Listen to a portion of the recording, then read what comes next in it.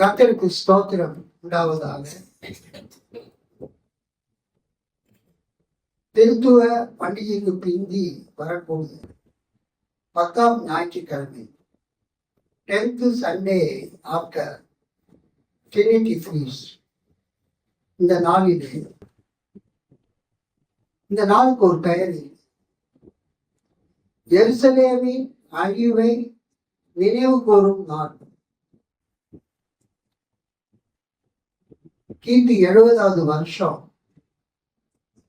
August 9ஆம் தேதி 10ஆம் தேதி எருசலேம் அழிக்கப்பட்டது.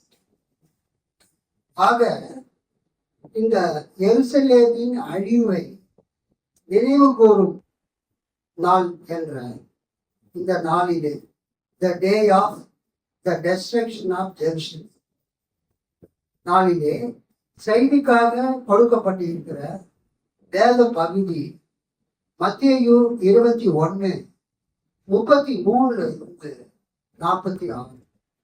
மத்தேயு 21:33 இருந்து 46. வேறொரு ஓமையை கேளுங்கள். வீட்டு எஜமானாகிய ஒரு மனுஷன் இருந்தான். அவன் ஒரு திராட்சை தோட்டத்தை உண்டாக்கி அதை சுற்றிலும் வேலி அடைத்து அதில் ஒரு ஆலையை நாட்டி கோபுரத்தையும் கட்டி தோட்டக்காரருக்கு அதை குத்தகையாக விட்டு புற தேசத்துக்கு போயிருந்தான். கனி காலம் சமீபித்த போது அதன் கனிகளை வாங்கி கொண்டு வரும்படி தன் ஊழியக்காரரை தோட்டக்காரரிடத்தில் அனுப்பினார். தோட்டக்காரர் அந்த ஊழியக்காரரை பிடித்து ஒருவனை அடித்து, ஒருவனை கொலை செய்து, ஒருவனை கல்லெறிந்து கொன்றார். இன்னும் அவன் முந்தினவர்களிலும் அதிகமான வேறு ஊழியக்காரரை அனுப்பினான். அவர்களையும் அப்படியே செய்தார்கள். கடைசியிலே அவன் என் குமாரனுக்கு அஞ்சுவார்கள் என்று சொல்லி தன் குமாரனை அவர்களிடத்தில் அனுப்பினான். தோட்டக்காரர் குமாரனை கண்டபோது, இவன் சுதந்திரவாளி, இவனை கொன்று இவன் சுதந்திரத்தை கட்டிக்கொள்வோம் வாருங்கள் என்று ஒருவரோடு ஒருவர் சொல்லிக்கொண்டு அவனை பிடித்து திராட்சை தோட்டத்திற்கு புறமே தள்ளி கொலை செய்தார்கள். அப்படி இருக்க திராட்சை தோட்டத்தின் எஜமான் வரும்போது அந்த தோட்டக்காரரை என்ன செய்வான் என்று கேட்டார். அதற்கு அவர்கள் அந்த கொடியாரை கொடுமையாய் அழித்து ஏற்ற காலங்களில் தனக்கு கனிகளை கொடுக்கத்தக்க வேறே தோட்டக்காரரிடத்தில் திராட்சை தோட்டத்தை குத்தகையாக கொடுப்பான் என்றார்கள். இயேசு அவர்களை நோக்கி, வீடு கட்டுகிறவர்கள் ஆகாது என்று தள்ளின கல்லே மூளைக்கு தலைக்கல்லாயிற்று. அது கர்த்தராலே ஆயிற்று. அது நம்முடைய கண்களுக்கு ஆச்சரியமாய் இருக்கிறது என்று நீங்கள் வேதத்தில் ஒரு காலம் வாசிக்கவில்லையா? ஆகையால் தேவனுடைய ராஜ்யம் உங்களிடத்தில் இருந்து நீக்கப்பட்டு அதற்கு ஏற்ற கனிகளை தருகிற ஜனங்களுக்கு கொடுக்கப்படும். இந்த கல்லின் மேல் விழுகிறவன் நொறுங்கி போவான். இது எவன் மேல் விழுமோ அவனை நசுக்கி போடும் என்று நான் உங்களுக்கு சொல்லுகிறேன் என்றார். பிரதான ஆசாரியரும் பரிசேயரும் அவருடைய ஓமைகளை கேட்டு தங்களை குறித்து சொல்லுகிறார் என்று அறிந்து அவரை பிடிக்க வகை தேடினார்கள். ஆகிலும் ஜனங்கள் அவரை தீர்க்கதரிசி எண்ணினபடியினால் அவர்களுக்கு பயந்து இருந்தார்கள். ஆமென், அல்லேலூயா. வாசிக்க வேண்டிய வேத பகுதியை நாம் வாசிக்க வேண்டும். கண்களை மூடி நாம் ஜெபிப்போம். மகா கிருபையும் இரக்கமும் மிகுந்த பரமத்தாக தகப்படு, இந்த வேலைக்காக ஸ்தோத்திரம். இந்த வாசிக்கப்பட்ட வேத பகுதியில் இருக்கக்கூடிய ஆழ்ந்த சத்தியங்களை நாங்கள் அறிந்து கொள்ள எங்களோடு பேசும். பரிசுத்த ஆவியானவர் எங்கள் மனக்கண்களை பிரகாசிக்க பண்ணும்படியாக செய்தது. குறிப்பாக இந்த ஆகஸ்ட் மாதம் 9ஆம் தேதி கிமு 70ஆம் ஆண்டு எருசலேம் அழிக்கப்பட்ட இந்த நாளில் திருச்சபை ஆண்டின் படி திருத்துவ பண்டிகைக்கு பின் வரப்போகுது. இந்த 10ஆம் ஞாயிற்றுக்கிழமை நீர் எங்களோடு பேசும். இயேசுவின் நாமத்தில் ஜெபிக்கிறோம் நல்ல பிதாவே. கர்த்தருக்கு ஸ்தோத்திரம் உண்டாவதாக. கர்த்தர் உங்களை ஆசீர்வதிப்பார்.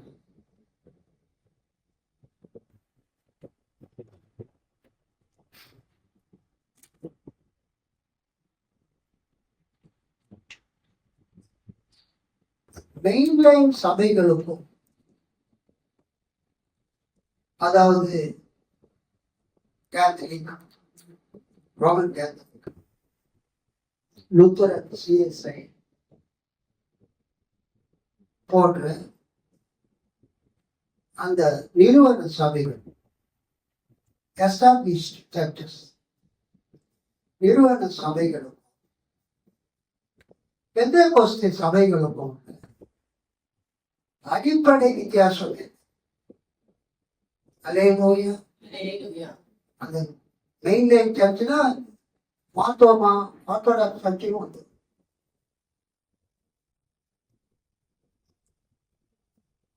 பெந்தெகோஸ்தே சபைகளில் ஒவ்வொரு ஞாயிற்றுக்கிழமை ஒரு வாக்கு தத்துவத்தை வச்சு செய்து கொடுக்கும். அல்லேலூயா. பெந்தெகோஸ்தே சபைகளுக்கு ஒரு வாக்கு தத்துவத்தை வச்சு என்ன பண்ணுவாங்க? செய்து கொடுப்போம்.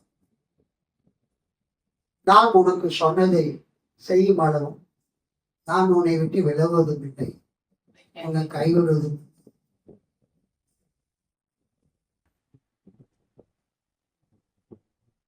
இது ஒரு வாக்கு தத்துவம். சிங்கக்குட்டிகள் தாய்ச்சடைந்து பட்டினியாக இருக்கும், கத்தரை தேடுவதற்கும். இது மாதிரி பைபிள்ல இருந்து வருஷத்துக்கு 52 ஞாயிற்றுக்கிழமை, 52 ஞாயிற்றுக்கிழமையும் 52 வாக்கு தத்துவங்களை பேசணும். அந்த சபைக்கு வரவங்களுக்கு எப்படி இருக்கும்? நம்ம பாஸ்டர் மூலமா ஆண்டவர் நம்ம கூட பேசணும். எனக்காகவே பேசுன மாதிரி பேசணும். அவர் பிரசங்கத்தை கேட்கும் போது என் பிரச்சனை தீர்ந்ததான் நான் உணர்ந்தேன். இதுதான் வந்து பெண்டிகாஸ்டல் சர்ச்சஸ், இண்டிபெண்டன்ட் சர்ச்சஸ்ல செய்யப்படக்கூடிய பிரசங்கம். இது என்ன விசேஷம்னா, வருடம் முழுவதும் 52 வாரமோ வாக்குத்தத்தமா பேசிட்டு இருந்தா அந்த சபைக்கு வரக்கூடிய ஒரு விசுவாசி 10 வருஷமோ 20 வருஷமோ 30 வருஷமோ வந்தா அவங்களுக்கு என்னதான் தெரியும்? வாக்கு தத்துவங்களை பற்றியும் அதிலிருந்து ஆண்டவர் பேசின அந்த சத்தியங்களும் தான் தெரியும். நானும் அப்படிதான் பேசிட்டு இருந்தேன். அல்லேலூயா. நான் சபையை ஆரம்பிச்சதுலேருந்து நான் எப்படி பேசிட்டு இருந்தேன்? வாக்கு தத்துவமாவே தான் பேசிட்டு இருந்தேன். ஏன்னா I teach as I was taught. எனக்கு எப்படி போதித்தார்களோ அதையே நான் பின்பற்றி நான் போதிக்க ஆரம்பிச்சேன். I taught as I was taught or as I was told. Paul does not சொன்னது. Sir, what is not? ஆனா இறையியல் கல்லூரிலாம் படித்த பிறகு, பைபிள் காலேஜெல்லாம் படிச்ச பிறகு ஒரு போதகருடைய வேலை வாக்கு தத்துவத்தையே பேசுறது கிடையாது. அல்லேலூயா. தன்னுடைய ஜனங்களுக்கு ஆழ்ந்த வேதாகமத்தின் சத்தியங்களை, வேதாகமத்தின் அனைத்து கருத்துக்களையும் அனைத்து போதனைகளையும் ஒரு சபை போதகர் தன் சபை மக்களுக்கு பிரசங்கிக்க வேண்டும் என்கிற அந்த சத்தியத்தை நான் கற்றுக்கொண்ட பிறகு என்னால என்ன பண்ண முடியல, இந்த வாக்குத்தத்தங்களையே பேசிட்டு இருக்க முடியும். அல்லேலூயா சொல்லாமா? நான் இன்னைக்கு கூட ஒரு வாக்குத்தத்தத்தை தான் பேசணும்னு நினைச்சேன். நான் சொன்னதை செய்வேன், சொன்னதை நிறைவேற்றி முடிப்பேன். அதை பற்றி பேசணும்னு நான் நினைச்சேன். ஆனா இன்னைக்கு எஸ்ரேல் அழிக்கப்பட்ட தினம் கிபி 70 ஆகஸ்ட் 9ஆம் தேதி 10ஆம் தேதி எஸ்ரேல் அழிக்கப்பட்ட நினைவு தினம். திருத்துவ பண்டிகைக்கு பிறகு இது 10வது ஞாயிற்றுக்கிழமை தெரிஞ்ச பிறகு சபைக்கு, மக்களுக்கு, என் விசுவாசிகளுக்கு ஆழ்ந்த சத்தியத்தை கொடுக்க வேண்டிய நான் ஒரு நிர்பந்தத்துக்கு உள்ளாக்கப்பட்டேன். கைத்தட்டி ஆண்டவர் மகிழ்ப்படுத்தலாமா? உற்சாகமா?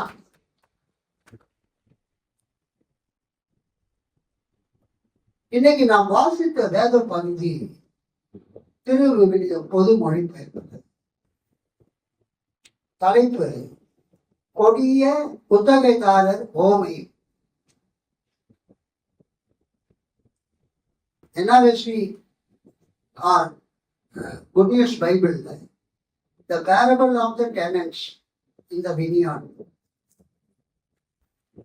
திராட்சை தோட்டத்தில் இருக்கக்கூடிய அந்த குத்தகைதாரர்கள் பற்றிய ஓமை என்று தலைப்பு கொடுத்திருக்கிறார்.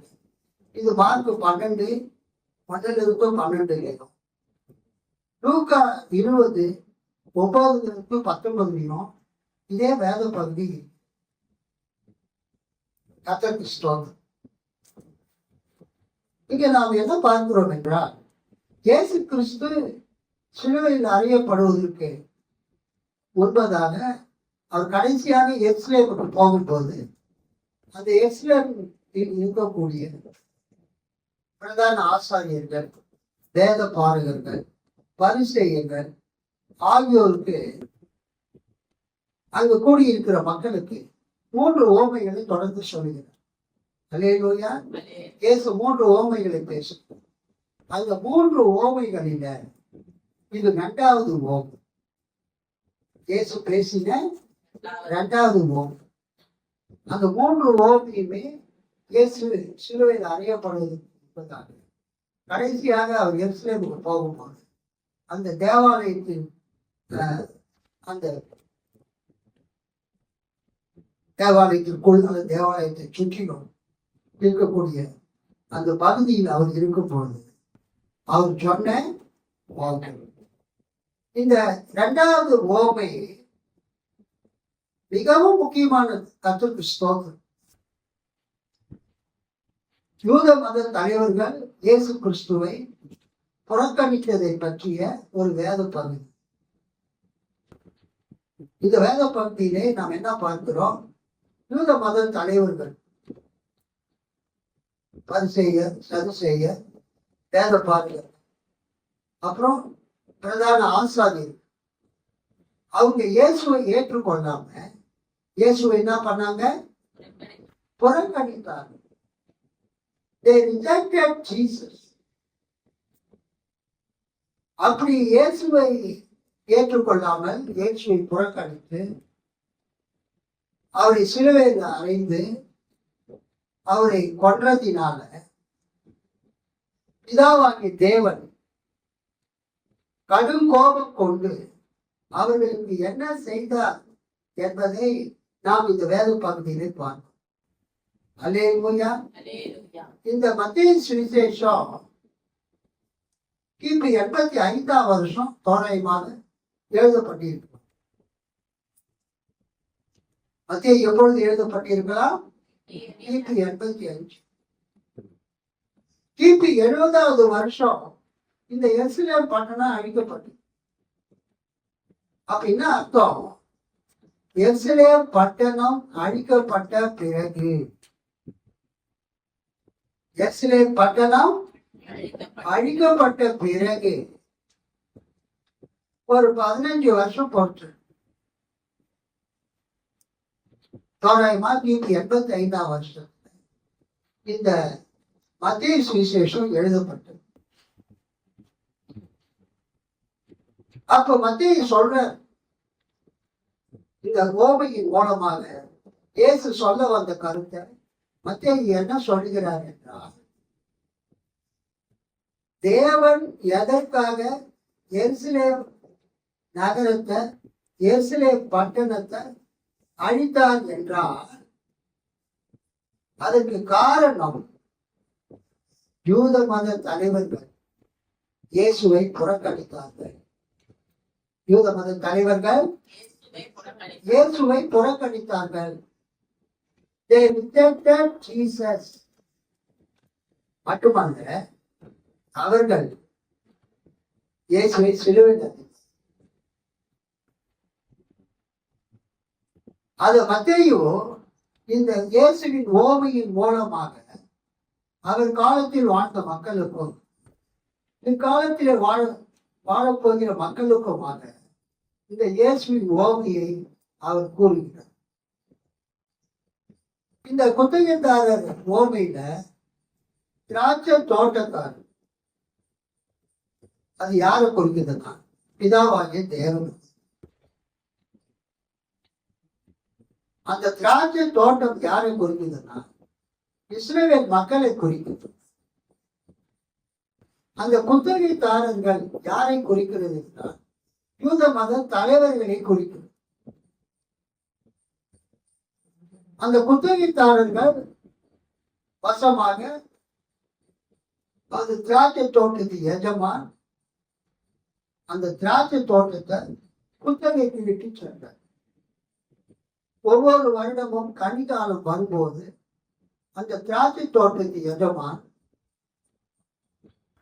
கனிகளை வாங்கி வரும்படி குத்தகைதாரர்களுக்கு தன்னுடைய வேலையாட்களை அனுப்புவார். வருஷம் வருஷம் அவங்க அந்த கனிகளை கொடுத்து கொண்டிருந்தார். ஆனா என்ன நடந்தது,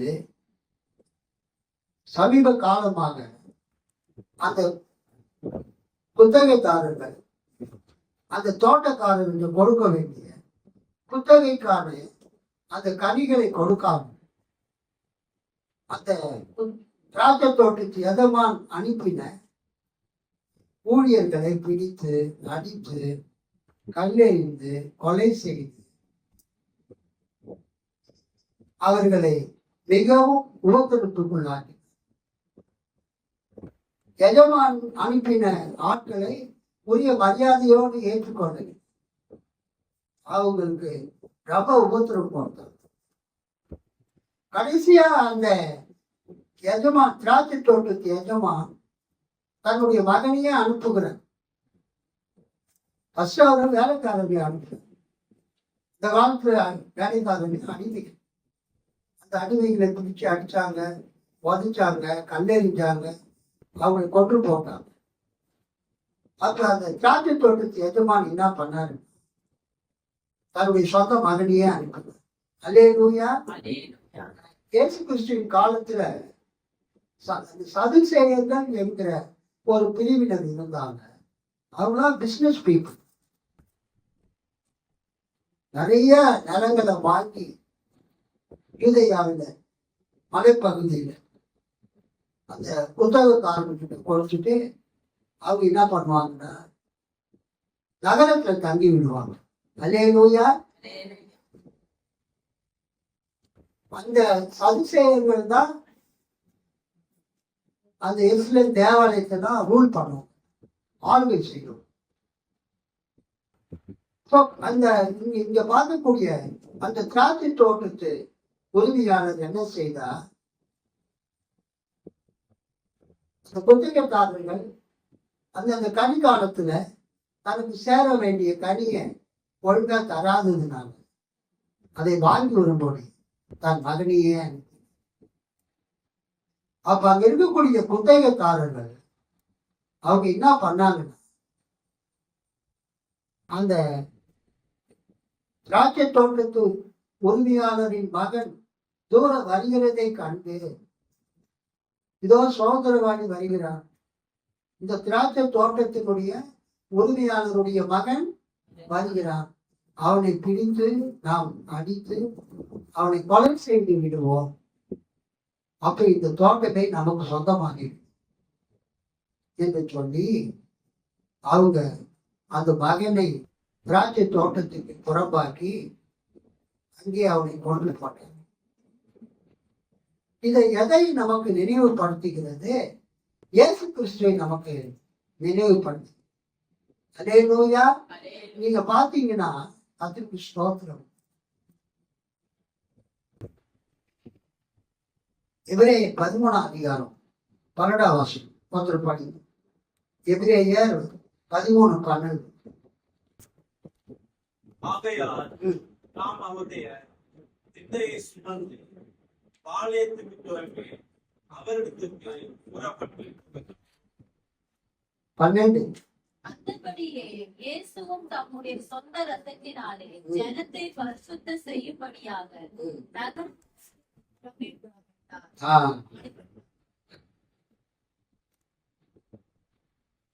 ஆகையால் அந்தபடியே இயேசுவும் தம்முடைய சொந்த ரத்தத்தினாலே ஜனத்தை பரிசுத்தம் செய்யும்படியாக நகர வாசலுக்கு புறம்பே பாடுபட்டார். Hallelujah. Jesus was killed outside the camp. இயேசுவை சிலுவையில் அறைந்த இடம் கொல்கத்தா எங்க இருக்குது? எஸ்ரேல் நகரத்துக்கு டெல்லி. எஸ்ரேல் நகரத்துக்கு டெல்லி. அந்த கொல்கத்தா கல்வாரி வீடு எஸ்ரேல் நகரத்துக்கு வெளியில தான். அதுதான் எபிரேயர் ஆசிரியர் 13:12 அவர் என்ன சொல்லுகிறார்? இயேசு நகர வாசலுக்கு புறம்பே பாடுபட்டார்.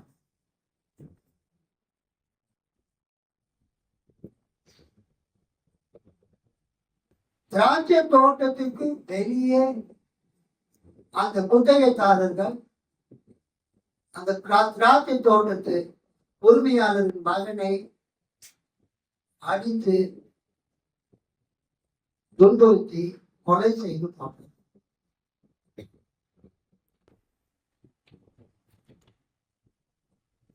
இயேசுவினுடைய ஊழியத்தை நீங்க பாத்தீங்கன்னா இயேசுவினுடைய பிரசங்கத்துல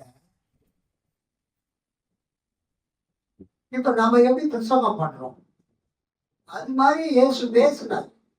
ஆனா இயேசுவினுடைய பிரசங்கத்துக்கும் நம்முடைய பிரசங்கத்துக்கும் என்ன வித்தியாசம்னா, இப்ப ஒரு பிரசங்கம் பண்றோம். பிரசங்கம் பண்ணும்போது ஒரு கதை சொல்லணும். அல்லேலூயா. அப்ப பண்ற பிரசங்கத்தை நான் பண்ற பிரசங்கத்தை ஜனங்க புரிந்து கொள்ள வேண்டும் என்பதற்காக நான் ஒரு சின்ன கதை சொல்லணும், நடந்த ஒரு சம்பவத்தை சொல்லணும். ஆனா இயேசுவின் வாழ்க்கையை நீங்க பாத்தீங்கன்னா இயேசுவினுடைய பிரசங்கமே ஓமையாக இருந்தது. Hallelujah. Jesus used parables. இயேசு ஓமைகளை பிரசங்கமாக பயன்படுத்தி இயேசு தனது பிரசங்கத்தை விளக்குவதற்காக ஓமையை சொல்லவில்லை. இயேசுவின் பிரசங்கமே ஓமையாக இருந்தது. Jesus used parables.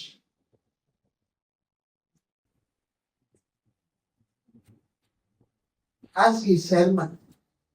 தனது பிரசங்கமாக இயேசு ஓமைகளை பயன்படுத்தி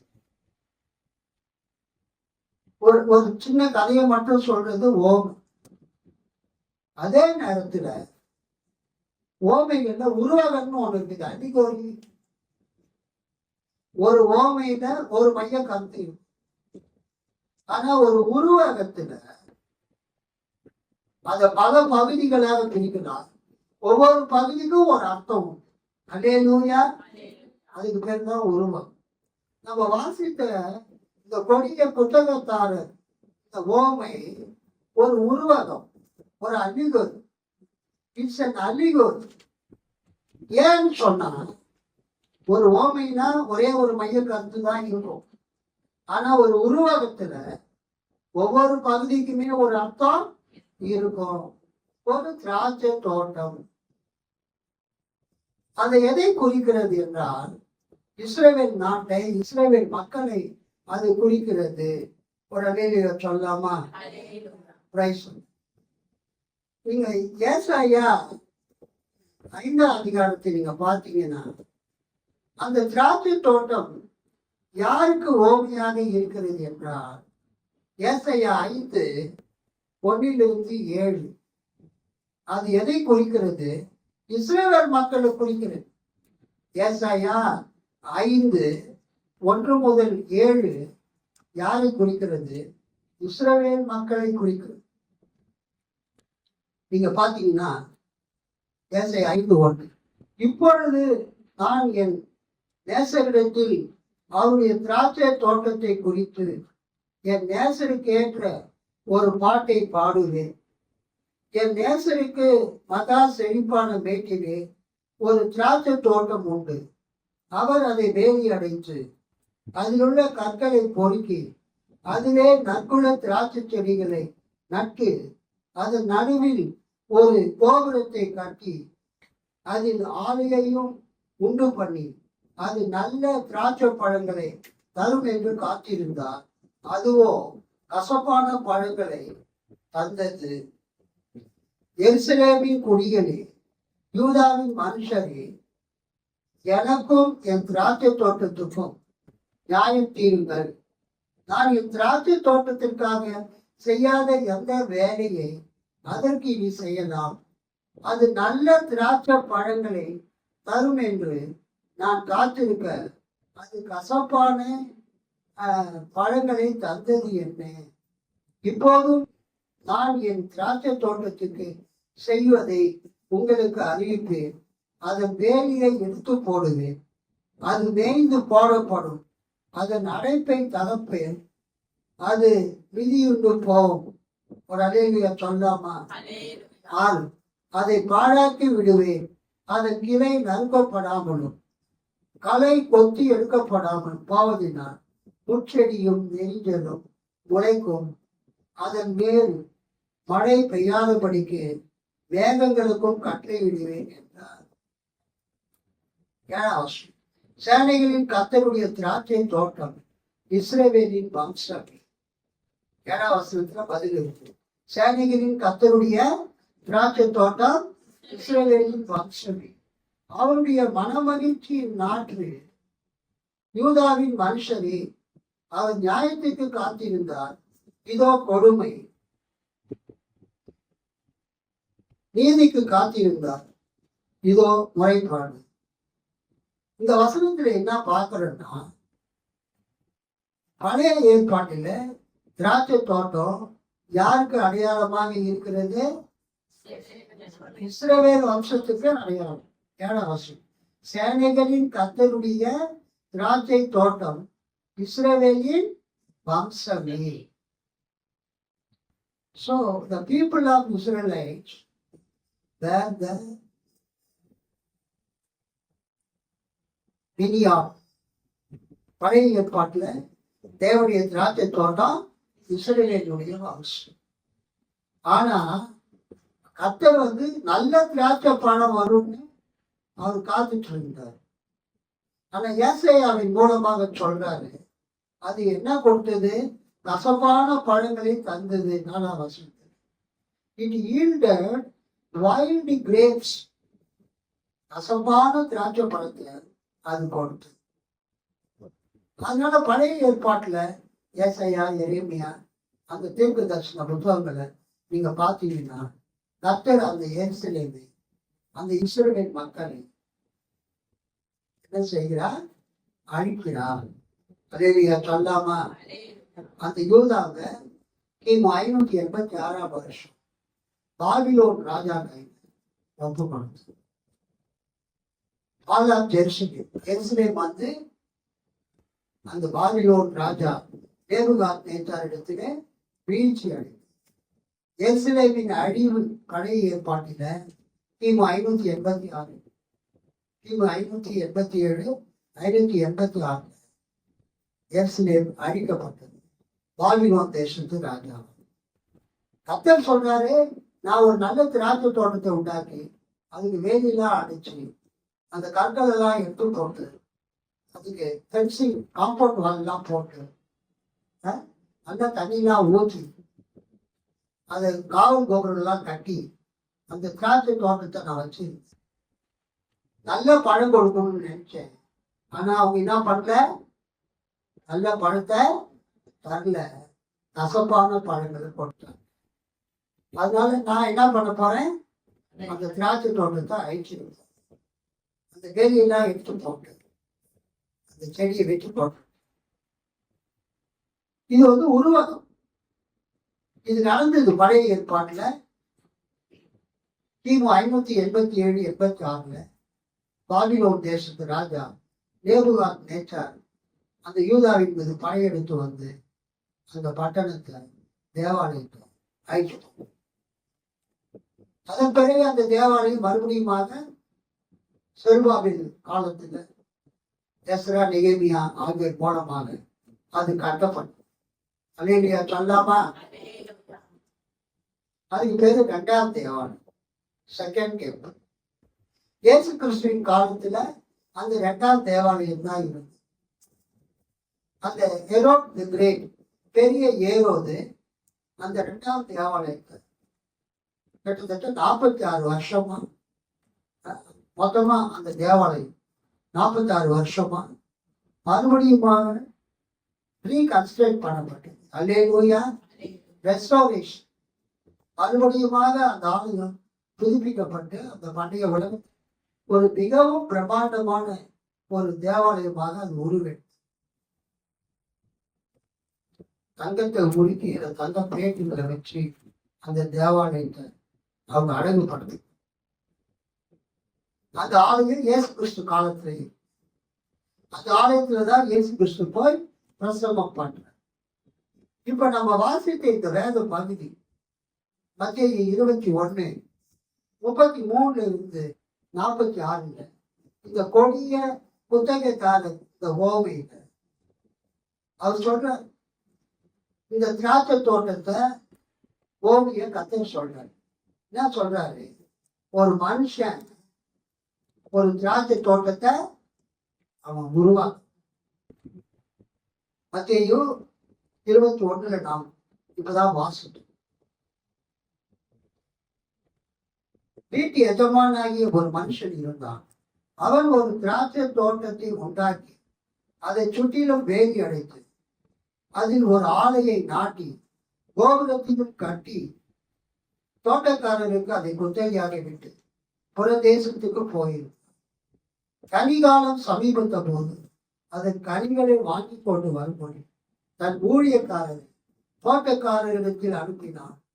தோட்டக்காரர் அந்த ஊழியக்காரரை பிடித்து ஒருவனை அடித்து ஒருவனை கொலை செய்து ஒருவனை கல்லெறிந்து கொன்றார்கள். பின்னும் அவன் முந்தினவர்களிலும் அதிகமான பெரிய ஊழியக்காரரை அனுப்பினான். அவர்களையும் அப்படியே செய்தார்கள். இந்த வேலைக்காரங்களாம் யாருன்னா பழைய ஏற்பாட்டில் வாழ்ந்த தீர்க்கதரிசி. அல்லேலூயா, பழைய ஏற்பாட்டில் வாழ்ந்த தீர்க்கதரிசி. கர்த்தருடைய ஊழியர்கள் இந்த இஸ்ரவேல் மக்களிடத்துல கர்த்தர் அனுப்பி யூதா மக்களிடத்தில் கர்த்தர் அனுப்பினார். ஆனா அந்த மக்கள் என்ன செய்தாங்க, அந்த தீர்க்கதரிசிகளை கர்த்தருடைய ஊழியர்களாக ஏற்றுக்கொண்டு அவங்களுக்கு கொடுக்க வேண்டிய கணத்தை கொடுக்காம அவங்களுடைய வார்த்தையின்படி நடக்காம அவங்கள பிடித்து கட்டி வச்சாங்க, அவங்கள அடிச்சாங்க, அவங்க மேல கல்லெறிந்தாங்க, சிலரை கொலை செய்தாங்க, நிறைய பேரை மிகுந்த உணர்ந்து கொண்டாங்க. அப்ப அந்த திராட்சை தோட்டத்துக்கு எஜமான் இன்னும் நிறைய ஊழியக்காரர் அனுப்பணும். அத்தனை ஊழியக்காரர்களுக்கு அவங்க அதுதான் பண்ணாங்க. அப்ப கர்த்தருக்கு ஸ்தோத்திரம். அவர் என்ன பண்றாரு, கடைசியிலே அவர் என் குமாரனுக்கு அஞ்சுவார்கள் என்று சொல்லி தன் குமாரனை அவர்களிடத்தில் அனுப்பினான். தோட்டக்காரன் குமாரனை கண்டபோது இவன் சுதந்திரவாதி, இவனை கொன்று இவன் சுதந்திரத்தை கட்டிக்கொள்வோம் வாருங்கள் என்று ஒருவரோடு ஒருவர் சொல்லிக்கொண்டு அவனை பிடித்து திராட்சை தோட்டத்திற்கு புறம்பே தள்ளி கொலை செய்தார்கள். அப்படி இருக்க திராட்சை தோட்டத்தின் எஜமான் வரும்போது அந்த தோட்டக்காரரை என்ன செய்வான், அந்த புத்தகக்காரரை என்ன செய்வான் என்று கேட்டார். அதற்கு அவர்கள் அந்த கொடியாரை கொடுமையாய் அழித்து ஏற்ற காலங்களில் தனக்கு கனிகளை கொடுக்கத்தக்க வேறே தோட்டக்காரரிடத்தில் திராட்சை தோட்டத்தை குத்தகையாக கொடுப்பான் என்றார்கள். இயேசு அவர்களை நோக்கி, வீடு கட்டுகிறவர்கள் ஆகாதென்று தள்ளின கல்வே மூளைக்கு தலைக்கல்லாயிற்று. அது கர்த்தராலே ஆயிற்று. அது நம்முடைய கண்களுக்கு ஆச்சரியமாய் இருக்கிறது என்று நீங்கள் வேதத்தில் ஒரு காலம் வாசிக்கவில்லையா? ஆகையால் தேவனுடைய ராஜ்யம் உங்களிடத்திலிருந்து நீக்கப்பட்டு அதற்கு ஏற்ற கனிகளை தருகிற ஜனங்களுக்கு கொடுக்கப்படும். இந்த கல்லின் மேல் விழுகிறவன் நொறுங்கி போவான். இது எவன் மேல் விழுமோ அவனை நசுக்கி போடும் என்று நான் உங்களுக்கு சொல்கிறேன் என்றார். பிரதான ஆசாரியரும் பரிசேயரும் அவருடைய ஓமைகளை கேட்டு தங்களை குறித்து சொல்கிறார் என்று அறிந்து அவரை பிடிக்க வகை தேடினார். ஆகிலும் ஜனங்கள் அவரை தீர்க்கதரிசி என்று எண்ணினபடி அவர்களுக்கு பயந்திருந்தார்கள். அல்லேலூயா சொல்லாமா? சோ இந்த வேத பகுதியில எப்படியோ வாசிட்டோம். இதால நான் மறுபடியுமா உங்கள் சிந்தைக்கு கொண்டு வருகிறேன். இந்த திராட்சை தோட்டத்து உரிமையான தேவன். அல்லேலூயா. இந்த திராட்சை தோட்டம் இஸ்ரவேல் மக்களை குறித்து அவங்க அந்த கனி காலத்துல அந்த தோட்டத்து எஜமானாகிய தேவனுக்கு கர்த்தருக்கு கொடுக்க வேண்டிய கனிகளை கொடுக்கவில்லை. அது அவங்க வாழ்க்கை. கனி என்பது அவங்க வாழ்க்கை முறைகளை குறிக்கிறது. கர்த்தருக்கு பிரியமாக அவங்க வாழவில்லை. கர்த்தர் எதிர்பார்க்கிற காரியங்களை அவங்க செய்யவில்லை. அதனால கர்த்தர் அவங்க கிட்ட கனி வாங்கிட்டு வர முடியாது. நான் ஊழியக்காரர்கள் தீர்க்கதரிசிகளை அனுப்பி கொண்டே இருந்தார். ஆனா அவங்க என்ன பண்ணாங்க? ராஜ்யம் அந்த தீர்க்கதரிசி ஊழியர்களை பிடித்து அடித்து கல்லறிந்து அவங்களை கொலை செய்து உபத்திரவங்களை கொடுத்தார். ஊழியக்காரர்களுக்கு உபத்திரம் கொடுத்துக்கிட்டே இருக்கணும். இப்ப கூட பார்க்கிறோம், உலகமெங்கிலும் ஆண்டவருடைய ஊழியக்காரர்களுக்கு என்ன பண்றாங்க? உபத்திரவம் கொடுத்துட்டு இருக்கிறாங்க. கர்த்தர் பார்த்துட்டு இருக்காரு. நேரம் வரும்போது கர்த்தர் நிச்சயமா என்ன பண்ணுவாங்க? நீதி செய்வார்.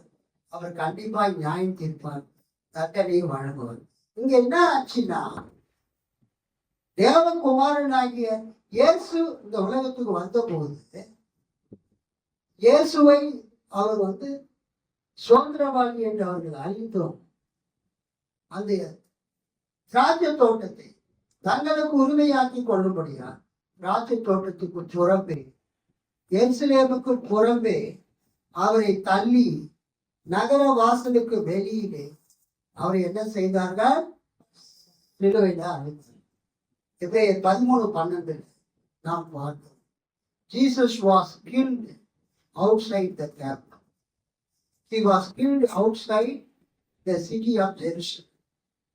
இதுல நம்ம என்ன பார்க்கிறோம்னா, ஒரு யூத ஜப ஆலயத்துல பிரசங்கம் பண்ணும்போது ஒரு வசனத்தை படிச்சு பிரசங்கம் பண்ண ஆரம்பிக்கும். அல்லேலூயா. பிரசங்கத்தை முடிக்கும் போதும் ஒரு வசனத்தை சொல்லி பிரசங்கத்தை முடிப்பான். இங்க நீங்க என்ன பாக்குறீங்க? அந்த திராட்சை ஒரு குத்தகைக்கார இலக்கிழார் ஒருவன் ஒரு திராட்சை தோட்டம் போட்டு அதை குத்தகைக்காரர்களிடம் கொடுத்து விட்டு தூர தேசத்துக்கு போனார். நெடும் பயணம் மேற்கொண்டார். அந்த திராட்சை தோட்டம் எதை குறிக்கிறது? இஸ்ரவேல் மக்களை குறிக்கிறது. அதுதான் ஏசாயா 5ஆம் அதிகாரம்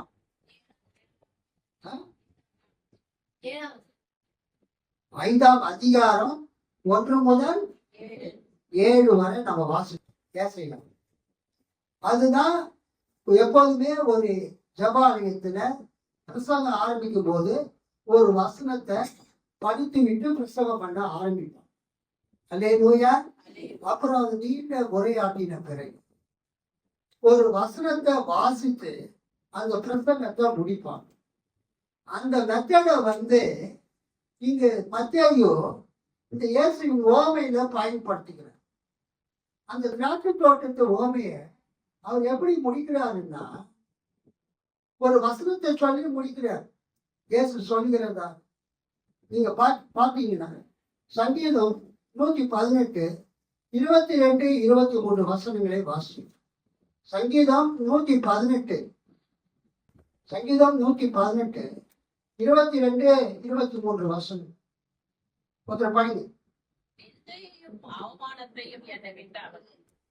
அது கர்த்தராலே ஆயிற்று. அது நம்முடைய கண்களுக்கு ஆச்சரியமாயிருக்கிறது. இது கர்த்தர் உண்டு பண்ணின நான். இதிலே களி கூர்ந்து மகிழ கடவுள். Praise the lord. ஹல்லேலூயா. சங்கீதம் 118 22 23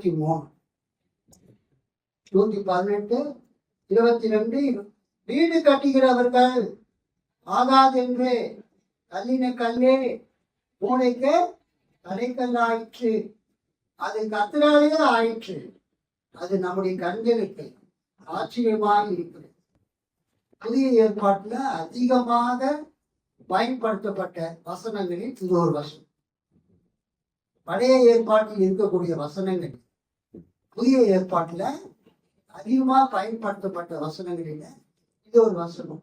சங்கீதம் 118 22 23 வீடு கட்டுகிறவர்கள் வீடு கட்டும் போது ஆகாது என்று தள்ளின கண்ணே மூளைக்கு தலைக்கல் ஆயிற்று.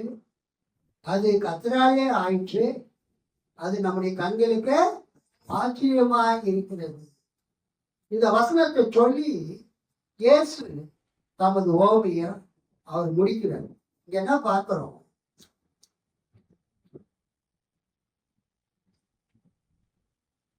தேவனுடைய குமாரனை அவர்கள் நகரத்துக்கு புறம்பே தள்ளி சிலுவை அறிந்து அவரை கொன்று போடுகிறார்.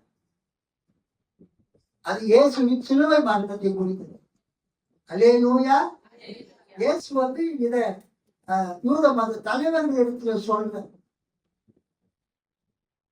நீங்க தான் புத்தகத்தாரர்கள், அந்த யாரு பிரதான ஆசாரியர், சதுசேயர், வேதபாரகர், பரிசேயர், அந்த குழுவினர்கிட்ட இயேசு சொல்றாரு, திராட்சை தோட்டம் இஸ்ரவேல் மக்கள், நீங்க குத்தகைதாரர்கள். அல்லேலூயா. நீங்க குத்தகையை ஒழுங்கா கொடுக்கவில்லை. ஏற்ற காலத்துல கனி நீங்க கொடுக்கல. ஏற்கனவே எல்லாருமே கர்த்தருடைய ஊழியக்காரர்களை கொன்று போட்டுவிட்டீங்க. இப்ப தேவனுடைய குமாரன் ஆகி என்னையும் நீங்க என்ன பண்ண போறீங்க? கொன்று போட போகிறீங்க, கொல்ல போகிறீங்க. அதுதான் நடக்க போகுது. ஆனால் தேவன் உங்களை சும்மா விட்டு விடுவாரா? இயேசுவை நீங்கள் சிலுவையில் அறைந்து அவரை கொல்லும் பொழுது, கொலை செய்யும் பொழுது, 3வது நாளில் இயேசு உயிர்த்தெழுந்து விடுவார். அல்லேலூயா. ஆனா அவரை கொலை செய்த உங்களை தேவன் சும்மா விடுவாரா? கர்த்தர் சும்மா விடுவாரா? விட மாட்டேன். என்ன செய்வார்? அதைத்தான் நாம் பார்க்கணும். உங்களிடம் இருந்து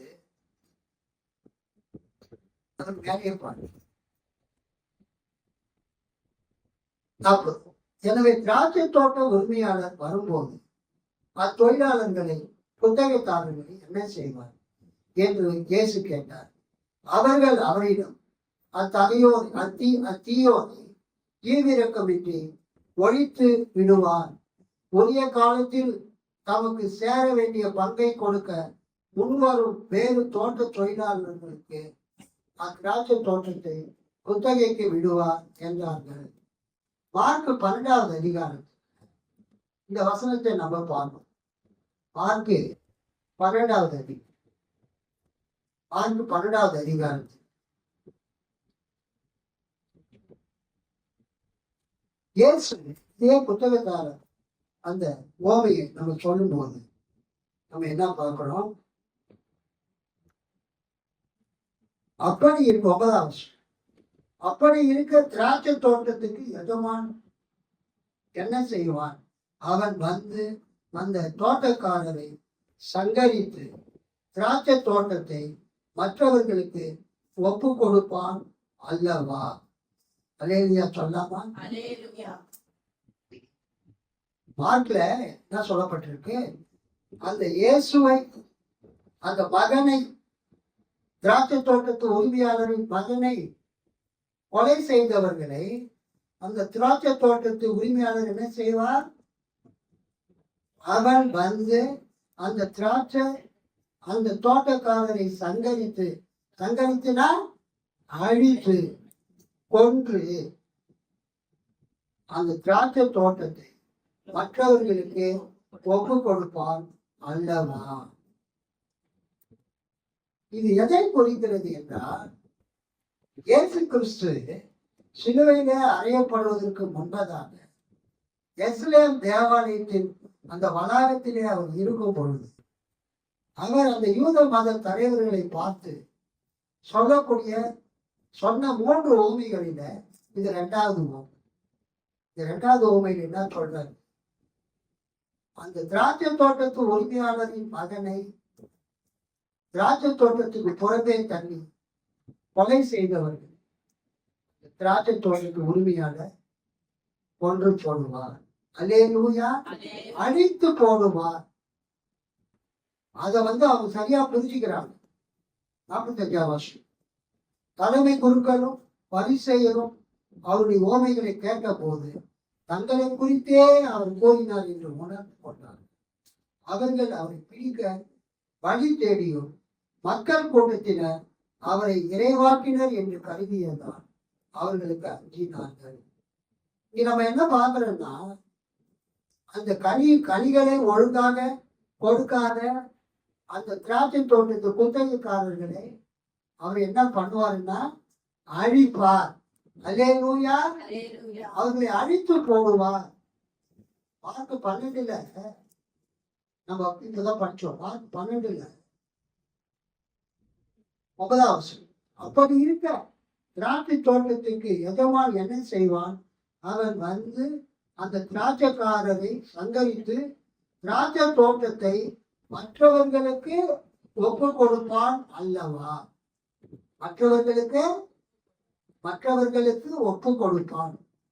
ஆனா இந்த மத்திய 21ல அங்க என்ன வருதுன்னா, யாருக்கு அவர் ஒப்பு கொடுப்பாரு? ஸ்தோத்திரம்.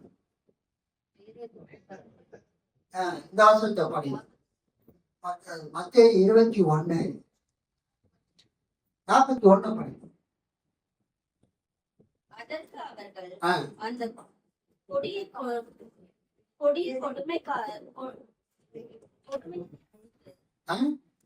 அந்த கொடியரை கொடுமையாய் அழித்து ஏற்ற காலங்களில் தனக்கு கனிகளை கொடுக்கத்தக்க வேறு தோட்டக்காரரிடத்தில் திராட்சை தோட்டத்தை குத்தகையாக கொடுப்பான் என்றார்கள்.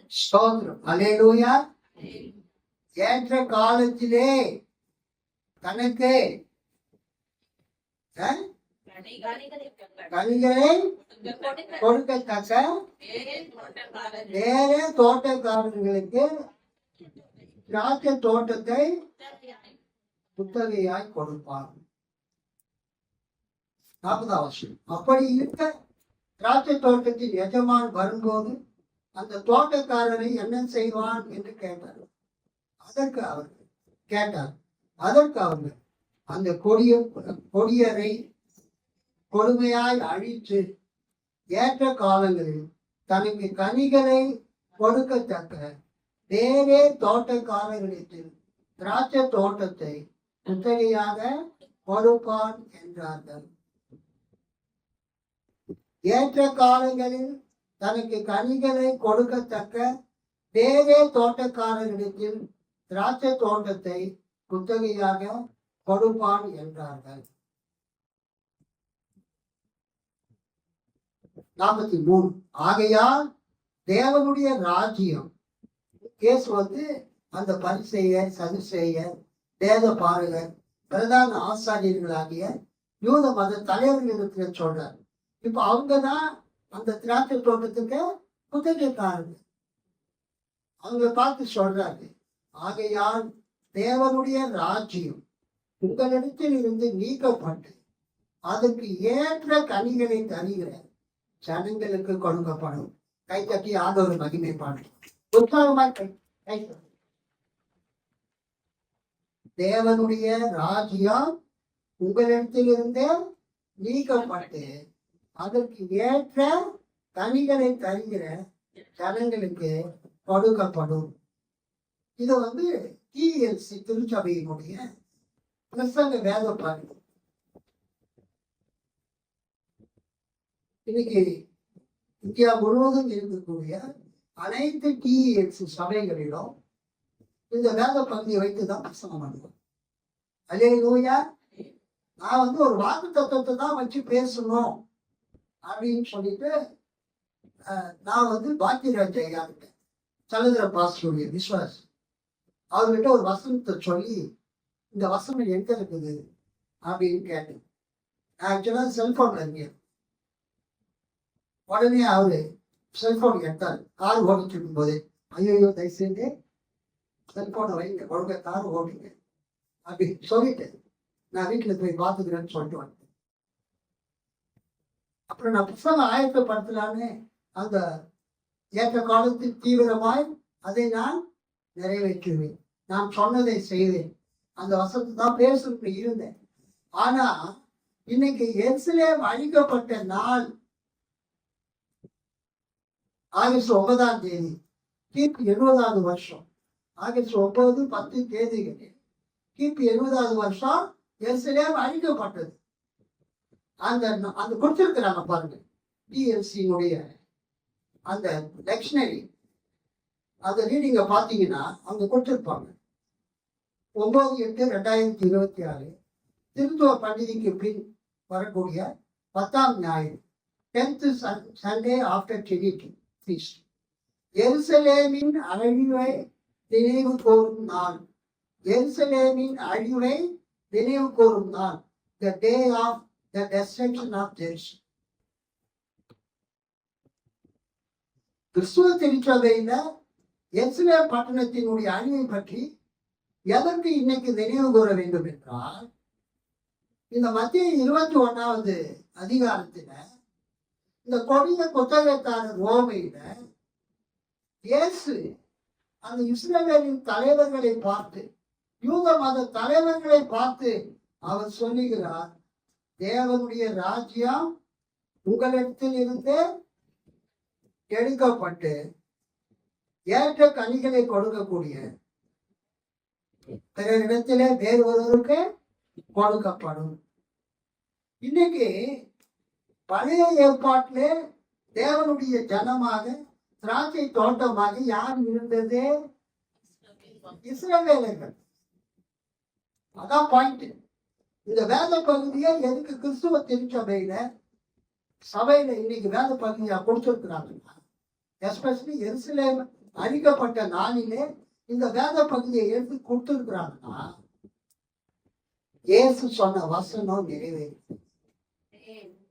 கிபி 29-30 சபை உருவாயிற்று.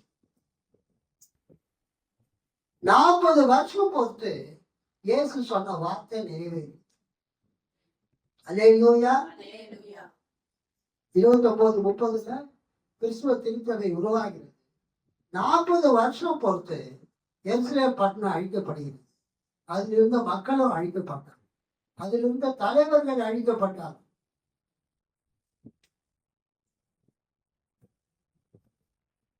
ஆண்டவர் சொன்னாரு, யூத மத தலைவர்களை பார்த்து, நீங்க தான் திராட்சை தோட்டமா இருக்கிறீங்க, திராட்சை தோட்டத்தின் குத்தகைக்காரரா நீங்க தான் இருக்கிறீங்க. நீங்க ஏற்ற காலத்துல கனிகளை கொடுக்காததுனால உங்களிடத்தில் இருக்கக்கூடிய இந்த தேவனுடைய ராஜ்யம் எடுக்கப்பட்டு ஏற்ற காலத்திலே கனிகளை கொடுக்கக்கூடிய இன்னொருத்தரிடத்துல கொடுக்கப்படும். அல்லேலூயா. பிரைஸ். எனவே உங்களிடம் இருந்து இறையாட்சி அகற்றப்படும், அவ்வாட்சிக்கு ஏற்ற கனிகளை கொடுக்கும் இனத்தார் அது அழிக்கப்படும் என நான் உங்களுக்கு சொல்கிறேன். கர்த்தருக்கு ஸ்தோத்திரம். இன்றைக்கு இயேசு சொன்ன அந்த வார்த்தை இன்றைக்கு நிறைவேற்று. அல்லேலூயா. அப்ப பழைய ஏற்பாட்டு காலத்துல ராஜ்ய தோட்டமாக யார் இருந்தது? இஸ்ரேல் வம்சத்தில் இருந்தார். அது என்ன விளக்கம் கொடுத்திருக்காங்க பாருங்க. Feasting on the Gospels, the commentary. Israel as a whole has been rejected by God. இஸ்ரவேல் முழுவதும் தேவனால் புறக்கணிக்கப்பட்டது. This parable in particular has been cited as evidence that Christian church supplants Israel as God's chosen. இஸ்ரவேல் மக்கள் தேவனால் தெரிந்து கொள்ளப்பட்டவர்கள் என்பதை அது கிறிஸ்துவ திருச்சபைக்கு மாற்றப்பட்டது, கொடுக்கப்பட்டது. அல்லேலூயா. பழைய ஏற்பாட்டில் தேவனுடைய ஜனங்களாக இருந்த இஸ்ரவேல் வம்சத்தார்கள் அவங்க திராட்சை செடியா தோட்டமாய் இருந்தது. இன்னைக்கு தேவனால் யாருக்கு கொடுக்கப்பட்டிருக்கிறது? சபை, கிறிஸ்துவ சபைக்கு கொடுக்கப்பட்டிருக்கிறது. The land owners, மத்திய 21:40, feasting on the Gospels, Matthew comment.